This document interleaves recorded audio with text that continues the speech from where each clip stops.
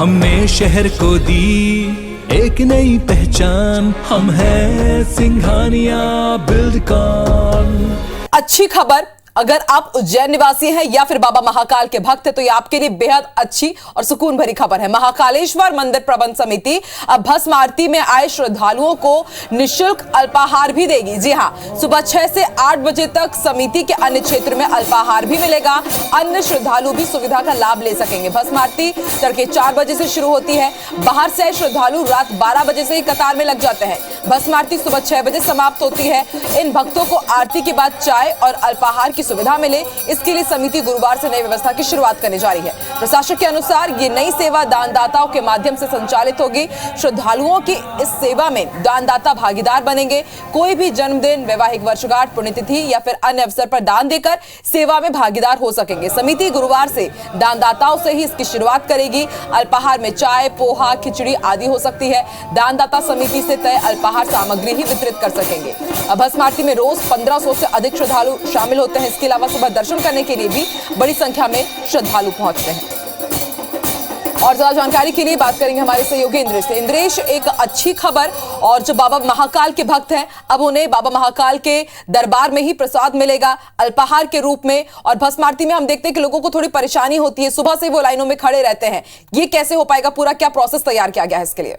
जी बिल्कुल, बताना चाहूंगा कि बाबा महाकाल की भस्म आरती को लेकर देश विदेश से कई सारे श्रद्धालु आते हैं और देखा जाता है कि एक भस्म आरती में करीब 2200 श्रद्धालु जो है शामिल होते हैं, जिसमें प्रोटोकॉल और सामान्य दर्शन के श्रद्धालु सभी जगह शामिल होते हैं। लेकिन इसमें ये देखने में आता है जो सामान्य भस्म आरती से जो अनुमति मिलती है, जो एंट्री पास मिलते हैं, वो श्रद्धालु रात को 12 बजे से 11 बजे से लाइन में कतार में लग जाते हैं भस्म आरती में शामिल होने के लिए। और जब वो 12-1 बजे से 11 और 12 बजे से जब लाइन में लगते हैं तो उनके साथ में कई सारी समस्या होती है। उनको पीने के लिए पानी की उपलब्धता नहीं हो पाती है, नाश्ते के लिए उपलब्धता नहीं हो पाती है। उसको लेकर ध्यान में रखते हुए मंदिर प्रबंध समिति की ओर से अभी इस चीज पर विचार किया जा रहा है कि किस तरीके से इस व्यवस्था को बनाई जाए। यहाँ पे भस्म आरती के बाद श्रद्धालुओं को नाश्ता दिए जाने की बात की जा रही है, जिसमें पोहा और उपमा वगैरह इस टाइप की चीजें कहा जा रहा है। इसको एक दानदाता के माध्यम से क्रियान्वित किया जाएगा कि जिस तरीके से अन्य क्षेत्र में नाश्ते का उपलब्ध हो जाए। और उसके बाद में ये भी बताया जा रहा है कि दोपहर की आरती के बाद श्रद्धालुओं को भोजन की व्यवस्था भी यहाँ पे कराने की बात की जा रही है। लेकिन इस चीज को लेकर जो मंदिर प्रबंध समिति की बैठक में निर्णय लिया जाना बाकी है। लेकिन इस चीज को लेकर मंदिर प्रशासक ने हरी झंडी दी है कि किस तरीके से यहाँ पे व्यवस्था बनाई जाएगी। दानदाता से बात हो चुकी है, वो अपनी ओर से तैयार है सारी व्यवस्थाओं को लेकर। लगभग 25,000 श्रद्धालु एक बार में, चाहे वो भस्म आरती के बाद हो या दोपहर की आरती के बाद हो, भोग आरती के बाद हो, तो वहाँ 25,000 श्रद्धालुओं को जो है भोजन कराने की और नाश्ता कराने की बात की जा रही है। जी शुक्रिया पूरी जानकारी के लिए इंद्रेश।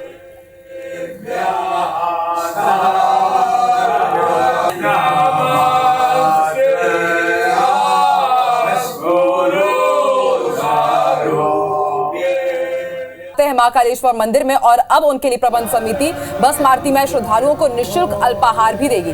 सुबह 6 बजे से रात 8 बजे तक समिति के अन्य क्षेत्र में अल्पाहार मिलेगा। अन्य श्रद्धालु भी इस सुविधा का लाभ ले सकेंगे।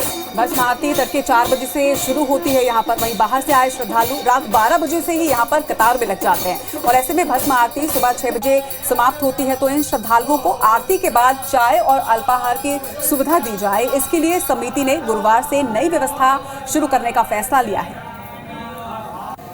प्रशासक के अनुसार ये नई सेवा दानदाताओं के माध्यम से संचालित होगी। श्रद्धालुओं की सेवा में दानदाता भागीदार बनेंगे। कोई भी जन्मदिन हो, वैवाहिक वर्षगांठ हो, पुण्यतिथि या फिर कोई भी दूसरा अवसर हो, दान देकर सेवा में भागीदार आप भी बन सकते हैं।